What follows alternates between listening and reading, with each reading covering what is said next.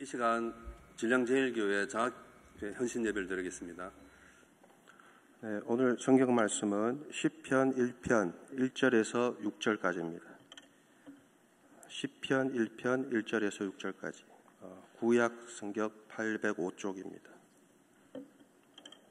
네, 다 찾으신 줄 알고 제가 봉독하겠습니다. 복 있는 사람은 악인들의 꾀를 따르지 아니하며 죄인들의 길에 서지 아니하며 오만한 자들의 자리에 앉지 아니하고 오직 여호와의 율법을 즐거워하여 그의 율법을 주야로 묵상하는도다. 그는 시냇가에 심은 나무가 철을 따라 열매를 맺으며 그 잎사귀가 마르지 아니함 같으니 그가 하는 모든 일이 다 형통하리로다. 악인들은 그렇지 아니하며 오직 바람에 나는 겨와 같도다. 그러므로 악인들은 심판을 견디지 못하며 죄인들이 악인들의 모임에 들지 못하리로다. 무릇 의인들의 길은 여호와께서 인정하시나 악인들의 길은 망하리로다. 아멘.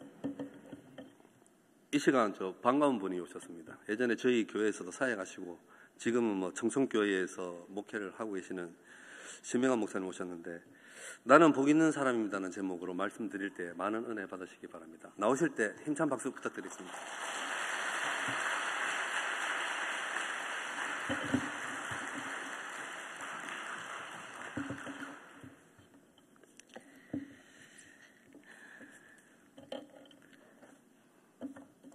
안녕하십니까?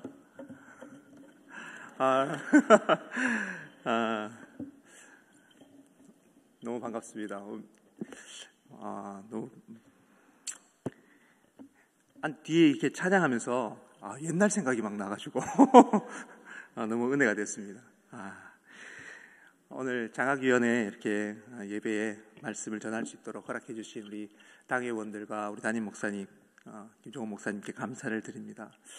저는 이 장학위원회하고 장학생하고 전혀 관계가 없는데 거리가 먼 사람인데 저를 이렇게 불러주셔가지고 너무 감사합니다. 이렇게 고향 같은 교회에 8년 만에 이렇게 강단에 서니까 너무 감회가 새롭습니다. 아시는 분들 낯익은 얼굴들이 너무 많은데 늙지를 않으세요. 전부 다 더 젊어지셨어요. 저는 8년이라는 시간 동안 머리에 흰머리도 이렇게 많이 나고 저만 늙은 것 같아요. 여러분들이 반갑게 반가운 얼굴을 만나 뵙게 돼서 너무 감사하고 너무 좋습니다.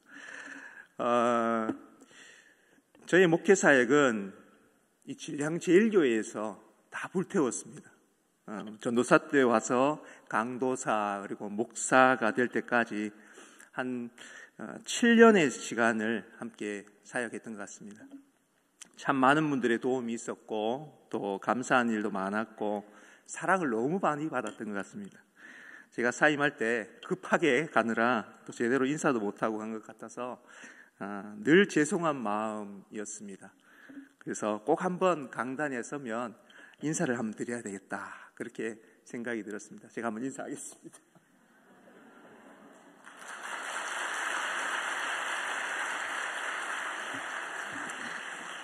너무 오랜만에 인사드려서 너무 죄송합니다.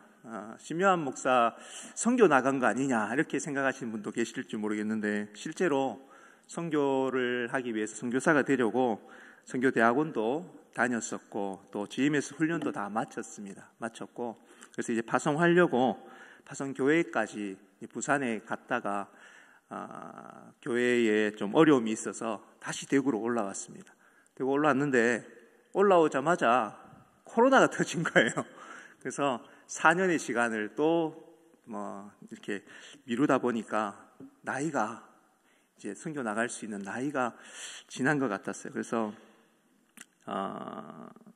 제가 사역을 담임 목회로 또 하나님 인도하시는가 해서 그렇게 담임 목회지를 구하고 있었습니다. 늘 선교를 생각하고 있던 제가 담임 목회의 꿈도 꾸지 않았었는데 어떻게 그렇게 할 수 있었겠습니까? 좀 할 수 없는 정말 실력도 안 되는 그런 입장이었었는데 그렇게 열심히 원서를 내고 그렇게 하던 중에 제 제가 아버지 고향이 청송입니다. 그래서 청송에 이렇게 담임 목회 또 지원이 청빙이 올라와서 이렇게 냈었는데 이 청빙이 될 거라고는 생각도 안 하고 그냥 고향이니까 한번 내봐야 되겠다 그렇게 생각하고 냈었는데 또 하나님이 그렇게 인도해 주셔서 청송교회에 작년 6월에 또 임지를 그렇게 청송으로 옮기게 되었습니다. 저는 김종원 목사님 만난 것이 큰 복이었습니다. 그리고 진량제일교회에 사역한 것이 제 목회 사역에 있어서 가장 큰 복이었습니다. 그리고 지금 청송교회를 담임하게 된 것도 하나님의 큰 복인 줄 믿고 열심히 사역하고 있습니다. 저는 참 이 복을 많이 받은 사람인 것 같습니다. 여러분도 마찬가지이실 겁니다. 여러분은 어떤 복을 받으셨습니까? 여러분, 과연 복이 무엇일까? 오늘 이 복에 대해서 함께 말씀을 나누려고 합니다. 오늘 시편 1편의 말씀이 우리에게 복이 무엇인지 또 어떻게 복을 받을 수 있는지에 대해서 말씀해 주고 있습니다. 오늘 이 시편 1편은 시편을 시작하는 처음 시작 부분이죠. 그래서 시편의 이 편집자의 의도가 많이 담겨 있음을 우리가 볼 수 있습니다. 보통 성경은 그 첫 장의 전체적인 주제를 제시해 주고 있습니다. 창세기는 태초에 하나님이 천지를 창조하신다 그렇게 말씀하고 있죠. 그리고 출애굽기도 1장의 말씀 보면 이스라엘 자손들은 생육하고 번성하여서 매우 강하여 온 땅에 가득하게 되었다 그렇게 말씀을 하면서 전체적인 주제를 이야기하죠. 레위기도 마찬가지입니다. 민수기도 첫 장에 전체적인 주제를 이야기하고 있습니다. 마가복음의 경우는 하나님의 아들 예수 그리스도의 복음의 시작이다 그렇게 말하면서 그 주제가 복음에 있다라는 것을 말해주고 있습니다. 그렇다면 오늘 이 시편은 우리에게 무엇을 말해주고 있는 것일까? 성도들에게 성경책 각 권 중에 어떤 책을 좋아하느냐 이렇게 물어보면 시편이다 그렇게 많이들 이야기합니다. 그 많은 시편이 많이 읽혀지고 또 성도들의 삶 가운데 깊은 공감과 그리고 영향을 주는 말씀이기 때문일 겁니다. 시편은 시죠. 시는 단어나 문장의 함축적인 의미를 표현하고 있고 그런 문학입니다. 그래서 시에는 글쓴이의 마음과 생각과 감정 등이 그 안에 그대로 녹아있고 그 사람이 어떤 사상을 가지고 있는지 그대로 드러나고 있습니다. 그러므로 시편은 신앙인들의 전생애에 걸친 그 삶의 신앙 고백을 서로 진하게 그 안에 녹여놓은 그런 책이다라고 볼 수 있습니다. 또한 시는 노래와 함께 뗄래야 뗄 수 없는 관계에 있습니다. 그래서 시에 음률을 넣어서 더 깊이 있는 신앙의 고백을 그들이 했던 겁니다. 그러한 시들을 묶어서 모음집으로 만들 때 오늘 이 시편 1편이 가지는 위치는 참으로 중요한 위치를 가지고 있습니다. 시편의 편집자는 가장 첫 번째인 시로 가장 대표적인 시를 소개하기 위해서 매우 중요하게 그 말씀을 고르지 않았겠습니까? 그래서 가장 대표적이며 시편을 한마디로 표현해 줄 수 있는 말씀을 제일 첫 번째 말씀으로 오늘 올린 것입니다. 그렇게 하나님이 모든 백성에게 깨닫게 하실 메시지를 선포하고 있는 것이죠. 이것이 시편 1편이 가지고 있는 위치이고 또 시편 전체의 주제의 말씀이 되는 것입니다.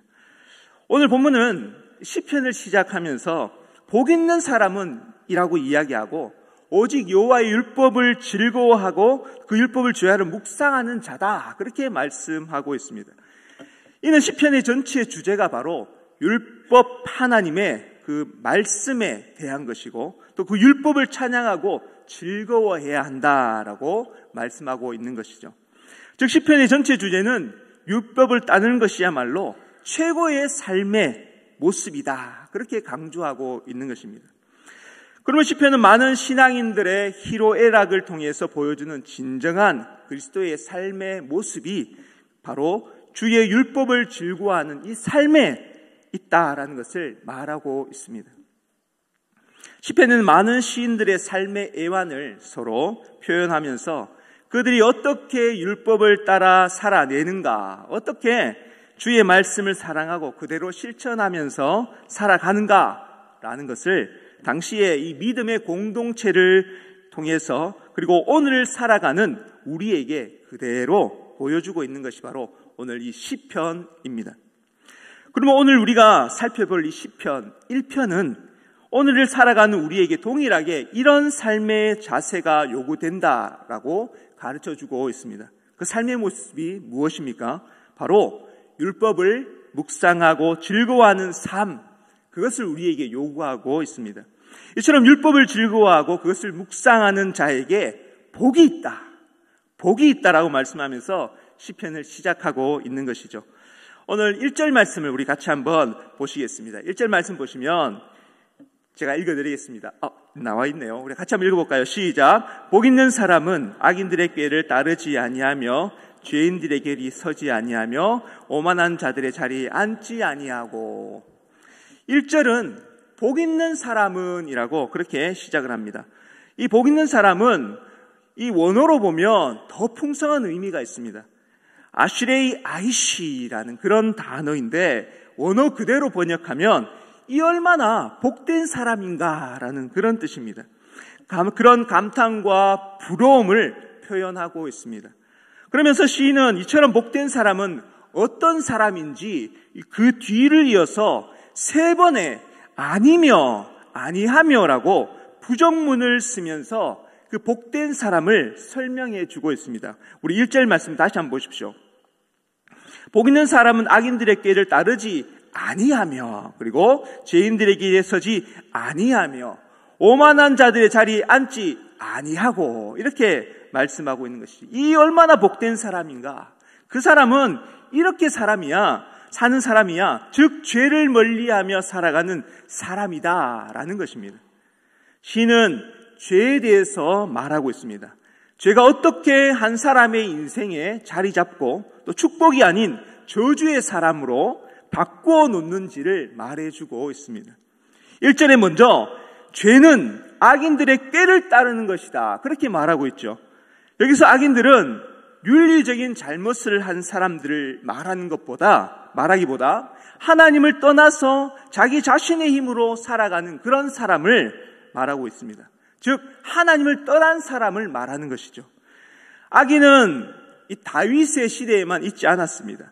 역사를 거슬러 돌아보면 창세기 4장의 말씀에 보면 가인을 비롯해서 라멕에 이르기까지 악인이 이 세상에 가득했다, 득실거렸다라고 그렇게 말하고 있습니다. 그 후에 노아 시대에는 이 네피림과 또 거인인 아낙 자손들이 득세했다라고 말하고 있죠. 또한 그러한 악인들은 자신들의 꾀를 가지고 있었다라고 말씀합니다. 창세기 6장 5절의 말씀 보면 이렇게 되어져 있습니다. 여호와께서 사람의 죄악이 세상에 가득함과 그의 마음으로 생각하는 모든 계획이 항상 악할 뿐이라 그렇게 말씀을 합니다. 결국 하나님은 그들의 꾀를 따라 살아가는 그들의 죄악을 보시고 한탄하십니다. 그리고 땅에서 인간을 쓸어버리기로 작정하신 것이죠. 여기서 꾀라는 것은 모략을 뜻하는 단어입니다. 국어사전에 보면 이 꾀라는 것을 이렇게 말합니다. 닥친 문제의 해결이나 일의 진행을 위해서 생각해낸 교묘한 방법이나 제안이다라고 말합니다.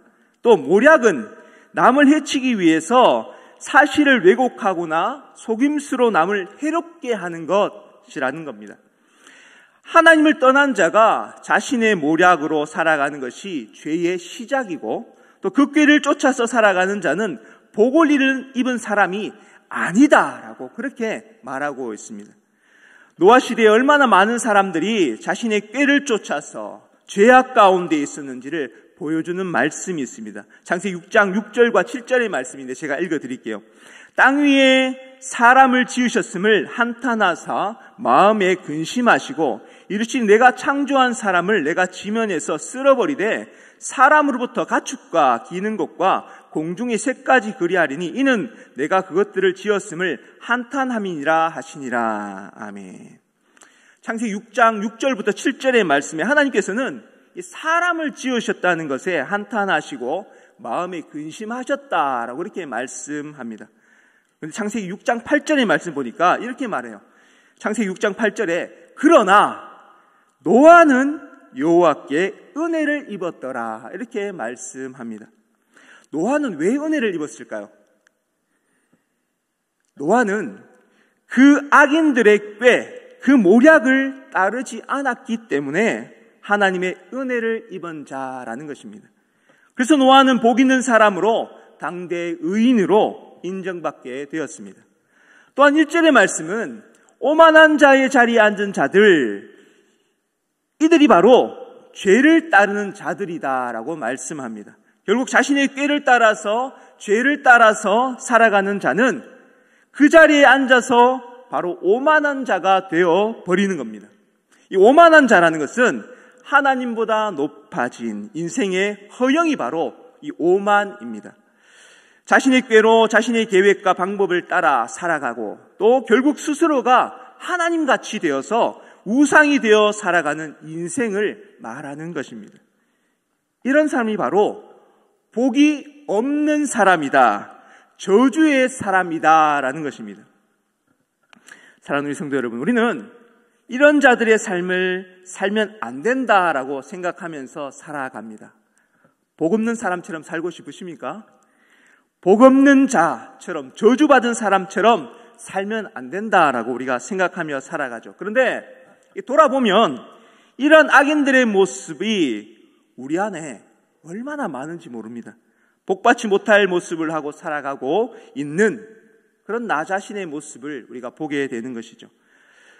우리는 어떻게 보면 이 땅에서 성공할 수 있을지 늘 고민하고 어떻게 하면 부자가 될 것인지 고민하며 살고 있는 겁니다.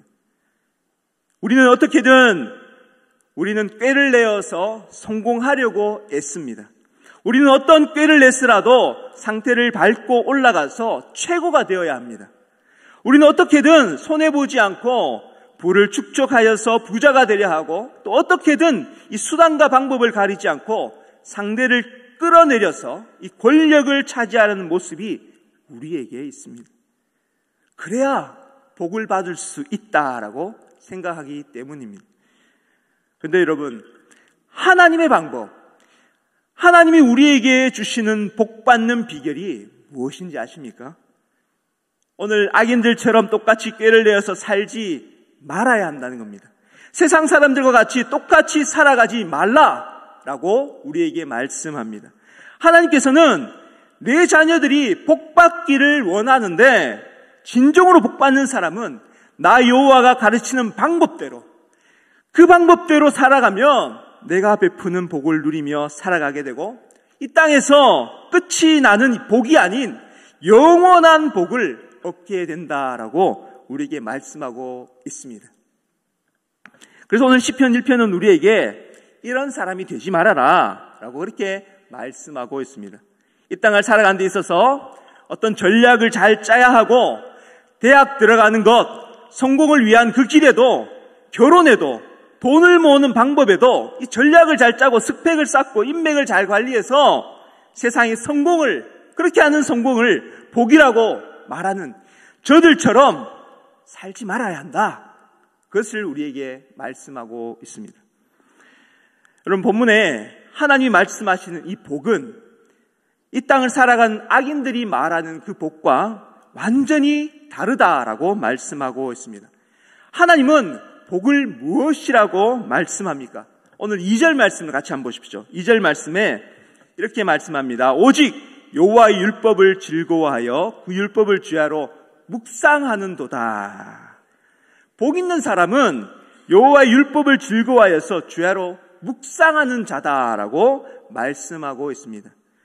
율법이 무엇입니까? 하나님의 규례이고 삶의 법과 규율입니다. 하나님의 백성들이 살아가는 하나님의 방법이 바로 이 율법이죠. 그 방법대로 살아가는 것이 창조주에게 복종하며 살아가야 할 피조물의 모습입니다. 피조물이 하나님을 떠나서 살 수 없다는 것을 아는 것이 진정한 복인 것입니다. 사랑하는 성도 여러분, 창조주로 말미암아 베풀어진 은혜를 누리는 것이 얼마나 큰 복인지를 깨닫는 자가 진정한 하나님의 자녀라는 것을 믿으시길 바랍니다. 그래서 하나님의 자녀가 된 자가 하나님이 주시는 복을 누리며 살기 위해서는 그 율법과 그 규칙 또한 그 방법을 세상의 방법이 아닌 하나님의 방법을 따라야 한다라고 말씀합니다. 그러므로 복 있는 사람은 복 있는 사람으로 살기 위해서 어떻게 해야 하겠습니까? 또한 하나님이 말씀하시는 방법과 규칙에 순종하기 위해서 어떻게 해야 한다고 오늘 말씀하고 있습니까? 오늘 2절 말씀에 율법을 즐거워하여 밤낮으로 묵상한다라고 이렇게 말씀합니다. 여러분, 오늘 이 시인은 이 율법이 뭐라고 말합니까? 율법을 즐거워하여라고 말하고 있죠. 율법이 즐겁답니다. 이 시인에게 있어서 율법은 즐거움이라 그렇게 말씀하고 있는 것이죠. 여기서 우리는 율법의 말씀이 즐거움이다라는 것에 대해서 한번 생각해 볼 필요가 있습니다.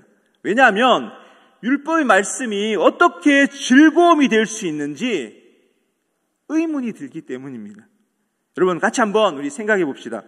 저와 여러분이 원수를 사랑하라 이라는 말씀에 정말 즐거울 수 있습니까? 저 옆에 저 사람, 원수 같은 저 사람을 사랑할 수 있느냐라는 겁니다. 진짜 저 원수를 내 몸과 같이 사랑하라는 말씀을 기쁨으로 즐거움으로 받아줄 수 있습니까? 사랑한다는 그것은 고통 아닌가요? 배가 고파서 죽을 것 같은데 이 빵집에 빵을 탐내지 말라는 그 계명이 과연 그 사람에게 즐거울 수 있을까라는 겁니다. 참아야 하는 계명은 어쩌면 고통일 것입니다. 여러분, 진짜 율법의 말씀을 쫓아서 살아가는 삶은 고통의 삶입니다. 우리가 율법의 말씀을 생각하면 어떤 마음이 드십니까? 왠지 율법이라고 말하면 마치 그 율법 때문에 내가 제약을 받는 것을 떠올리게 됩니다. 그리고 나를 통제하는 것이라는 생각과 함께 율법이 불편하고 답답하다고 생각이 듭니다. 그렇게 거기에서 오는 이 반감들이 우리에게 있는 것이죠. 그래서 율법하면 왠지 불편하고 답답하다라는 그런 생각이 듭니다. 그러므로 율법 그 자체를 즐거워하진 않는다라는 것입니다. 그런데 오늘 시인을 보십시오. 시인은 그 율법이 즐겁다 그렇게 말하고 있습니다. 어떻게 율법이 즐거울 수 있을까요? 시인의 이 율법은 모세오경을 말하고 또 나아가서는 구약 성경을 말하고 또 한 걸음 더 나아가면 하나님의 계시 혹은 말씀을 말하고 있습니다. 그래서 시인은 마치 이 신약의 성도들이 말씀을 사랑하는 것처럼 율법을 사랑하고 또 그 율법을 즐거워하고 있다는 것입니다. 또 율법이 즐거울 수 있는 이유는 율법이 삶의 규제와 통제 가운데 나를 단속하는 것에 있지만 때로는 그 말씀이 우리를 비판하고 꾸짖고 책망할 때에 우리는 나 자신을 돌아보게 됩니다. 그리고 이것이 나의 유익을 가져다 줄 때에 나를 책망하는 그 말씀을 우리가 달게 느끼게 된다. 그때 우리는 율법을 즐거워할 수 있습니다. 왜 그렇습니까? 우리가 잘못을 범했을 때 오히려 꾸중을 듣거나 또 혹은 매를 맞으면 내 마음이 더 편해지고 속이 시원하게 될 때가 있지 않으십니까? 결국 시인의 이 율법을 즐거워할 수 있는 이유는 하나님의 은혜를 받은 사람이기 때문입니다. 그가 하나님의 은혜를 받았기 때문에 말씀의 은혜를 아는 자이기 때문에 그 율법이 즐거운 것입니다. 그래서 율법을 즐거워하는 자의 마음속에는 주의 말씀이 새겨져 있으므로 말씀을 사랑하게 되는 것입니다. 말씀을 통해서 하시는 하나님의 책망을 받고 또 하나님의 말씀을 받을 준비가 되어 있는 자이기 때문에 그 말씀이 주는 꾸짖음 또 그 말씀이 주는 그런 말씀을 통해서 주시는 그 은혜가 그에게 즐거움이 되는 것입니다. 그러므로 주의 말씀을 묵상할 때에 기쁨이 넘치고 마치 애인을 생각하는 것과 같이 하나님을 생각하고 마음으로 그 율법에 빠져들어가는 것이죠. 그 율법의 말씀이 즐거운 이유가 바로 여기에 있는 것입니다. 그래서 오늘 시인은 그러한 즐거운 주의 말씀을 주야로 묵상하고 율법이 그의 마음을 사로잡고 그의 마음을 설레게 하기 때문에 밤낮으로 생각하게 된다. 그렇게 말하고 있습니다. 여러분, 이것이 얼마나 복된 사람의 모습입니까? 복된 사람은 주의 말씀이 주의 은혜를 알기에, 그리고 하나님의 은혜를 누리기 위해서 율법을 사랑하는 그런 자입니다. 이제 이처럼 율법을 즐거워하는 자의 삶이 어떠한지를 3절과 4절 말씀에서 더 구체적으로 말씀해 주고 있습니다. 3절의 말씀 보십시오. 그는 시냇가에 심은 나무가 철을 따라 열매를 맺으며 그 잎사귀가 마르지 아니함 같으니 그가 하는 모든 일이 다 형통하리로다. 이렇게 말씀하죠. 여호와의 말씀을 늘 묵상하는 그런 복 있는 사람은 마치 시냇가에 심은 나무가 철을 따라 열매를 맺으며 또 그 잎사귀가 마르지 않는 것 같이 그의 삶이 형통하다. 다 형통하리라. 그렇게 선언하고 있습니다. 여기서 말하고 있는 이 시내는 우리가 생각하는 개울이 아닙니다. 인공적으로 만들어 놓은 그런 관계수로를 말하고 있는데, 그래서 가뭄이 잘 드는 이 중동 지역의 그런 기후임에도 불구하고 그곳에 심기운 나무가 계절의 영향을 받지 않고 열매를 맺고 잎사귀가 마르지 않는 것입니다. 그러면 늘 하나님이 공급하시는 그런 마르지 않는 은혜의 그 수로에 뿌리를 받고 있는 사람은 세상 사람들과는 다르게 흔들리지 않는다. 그렇게 말씀하고 있습니다. 그러나 4절 말씀해 보십시오. 악인들은 그렇지 아니하며 오직 바람에 나는 겨와 같다. 그렇게 말씀합니다. 복 있는 사람과는 다르게 악인들은 그들이 생각하는 것들은 금방 사라져 버린다라는 겁니다. 사람들이 의지하는 것들은 변하고 사라지는 것들 뿐입니다. 부와 권력, 그 인기는 천년만년 누릴 것처럼 생각되어지지만 한순간에 사라져 버리는 것들입니다. 그러면 그런 것들을 의지하며 사는 자들은 어리석은 사람인 것이죠. 언제 어떻게 사라질지 모르는 그것을 쫓아 살아가는 사람들입니다. 그러나 우리가 기억해야 하는 것은 하나님의 말씀은 영원히 사라지지 않는다라는 사실입니다. 주의 말씀을 의지하는 자는 영원한 생명을 얻은 자이고 푸른 잎사귀가 마르지 않으며 결국 많은 열매를 맺을 수 있게 된다라고 우리에게 말씀합니다. 결국 이것이 하나님의 형통이 있는 사람의 그 삶의 모습이라고 우리에게 말씀합니다. 여러분, 성경이 말하는 이 형통은 우리가 생각하는 그 형통과 기준이 다르다는 것을 여러분 아십니까? 우리는 모든 것이 잘 되어지는 것이 형통이다. 그렇게 생각을 합니다. 다시 말하면 세상의 기준에서의 형통이 바로 세상 사람들이 말하는 그 형통인 것이고, 그러나 하나님이 말하는 형통은 세상 사람들이 알고 있는 그것과 다릅니다. 우리가 성경에 말하는 이 형통은 내 뜻대로가 아니라 하나님의 뜻대로 되어지는 것을 성경은 형통이다. 그렇게 말씀합니다. 우리가 세상 사람들이 추구하는 형통을 누리며 내가 원하는 대로 내 마음대로 되어지는 그 형통을 누리며 살아간다면 내 뜻대로 땅을 샀더니 땅이 뻥튀기가 되었어. 이렇게 말하는 것들. 그래서 나는 복받아서 말하는 그 모든 것들이 결국은 내 뜻대로 되어지는 것들이 결국은 그 길이 망하는 길이라는 겁니다. 하나님을 떠나서 지옥으로 가는 그런 길이 바로 내 뜻대로 되어지는 형통의 삶입니다. 그러나 복 있는 사람은 그들이 누리는 형통은 다릅니다. 내 뜻대로가 아닌 그 모든 것이 하나님의 뜻대로 되어질 때에 성경은 그것이 형통이다. 그렇게 말씀합니다.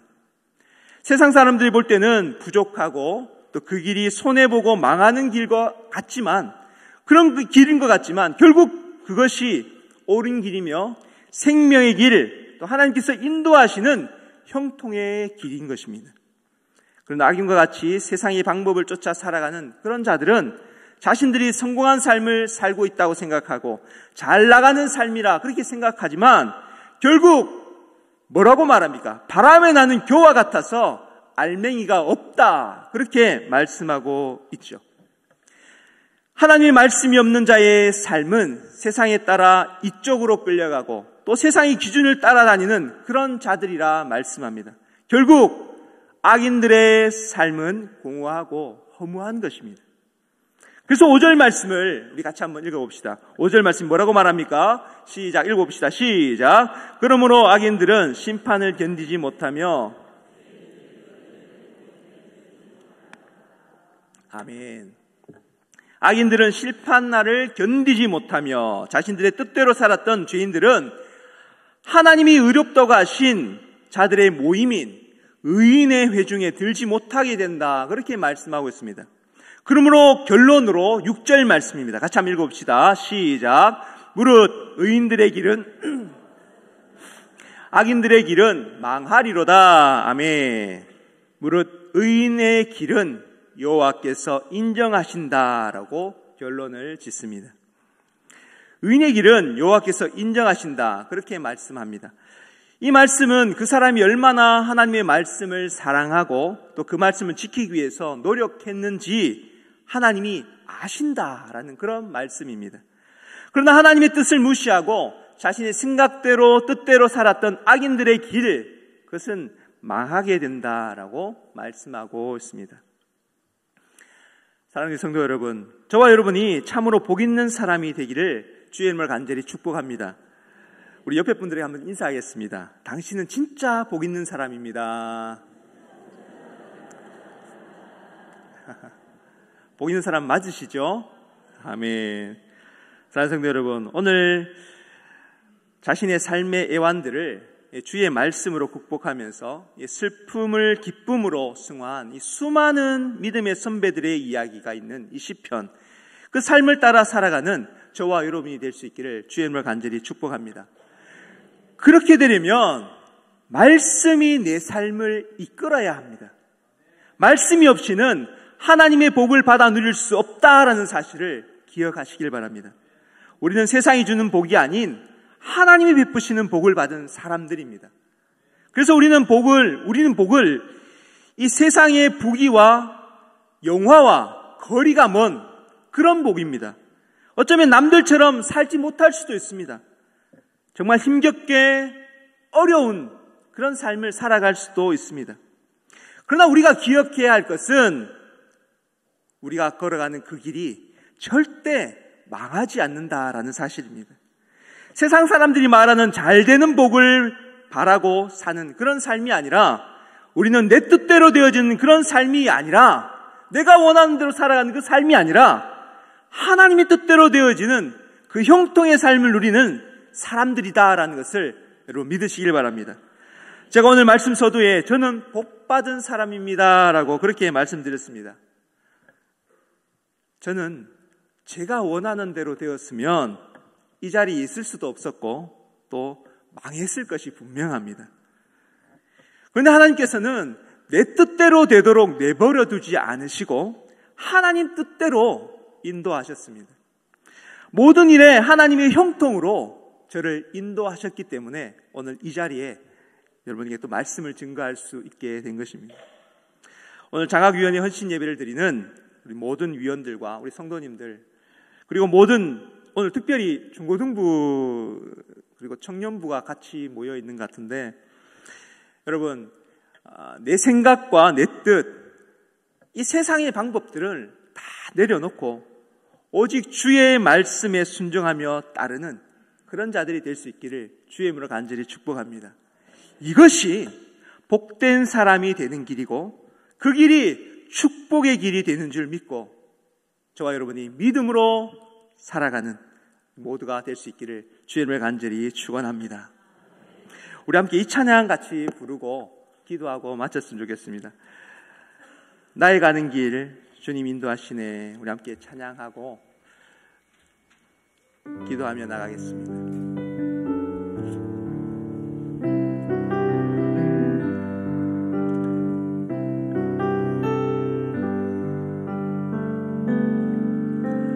나의 가는 길 주님 인도하시네. 그는 보이지 않아도 날 위해 일하시네. 주 나의 인도자 항상 함께 하시네. 사랑과 힘 베푸시며 인도하시네. 인도하시네. 우리 한 번 더. 나의 가는 길 주님 인도하시네. 나의 가는 길 주님 인도하시네. 그는 보이지 않아도 날 위해 일하시네. 주 나의 인도자 항상 함께 하시네. 사랑과 힘 베푸시며 인도하시네. 인도하시네. 광야의 길을 만드시고 광야의 길을 만드시고 날 인도해. 사막의 강 만드신 것 보라.